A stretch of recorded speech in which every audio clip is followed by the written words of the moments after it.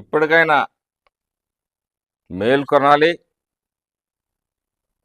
ఉదాసీనంగా ఇటువంటి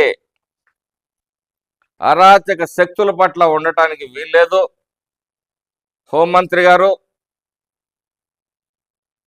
తగిన చర్యలు తీసుకోవాలి. కఠినంగా చర్యలు ఉండాలి. ఈ రౌడీ షీటర్లకి, జేబు దొంగలకి, బెట్టింగ్ రాయల్ని ఏ విధంగా నడిపించుకుంటూ రోడ్ల మీద పోతున్నారో వీళ్ళని అట్లాంటి తీసుకొని పోతేనే మరొకడు సక్కంగా మాట్లాడతాడు. కాబట్టి హోంమంత్రి గారు దయచేసి పని చేయండి, నడిపించుకుంటూ తీసుకోండి.